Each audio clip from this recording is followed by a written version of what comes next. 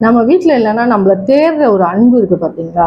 நம்ம கொஞ்ச நேரம் இல்ல, சரி 1 நாள் இல்ல, 2 நாள் இல்ல சொல்லிட்டு தான் போறோம் அப்படின்னா கூட, நமக்காக வந்து ஒரு ஒரு தேடல் இருக்கும் பார்த்தீங்களா? இது கல்யாணம் ஆன புதுசுலலாம் பார்த்தீங்கன்னா, நம்ம வந்து அம்மா வீட்டுக்கு தான் போயிருப்போம். 3 வேளையும் ஃபோன் அடிச்சு "சாப்பிட்டியா? சாப்பிட்டியா? நல்லா இருக்கியா? வேற? அப்புறம் அப்புறம்" இப்படிதான் கேட்டுட்டே இருப்பாங்க.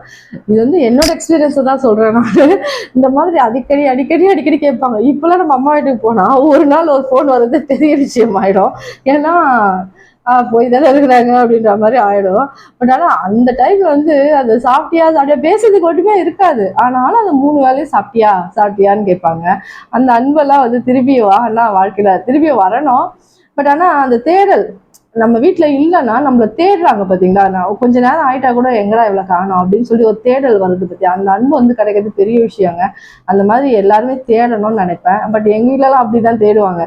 கொஞ்ச நேரம் இல்லனாவே அவங்களுக்கு வந்து டென்ஷன் ஆயிடும். எங்கடா ஆள காணோம் அப்படின்னு சொல்லி தேடுவாங்க. எங்க இருக்கன்னு ஃபோன் வந்துரும் ஃபர்ஸ்ட்டு. இந்த மாதிரி ஒரு பாசமும், அன்பும் எல்லார் வீட்லயும் கிடைச்சா நல்லா இருக்கும்னு நினைக்கிறேன். நெறைய பேர் வீட்ல கிளம்பி போயிட்டு, ஐயப்பா சனியன் தொலைஞ்சதுன்ற மாரி விட்டுருவாங்க.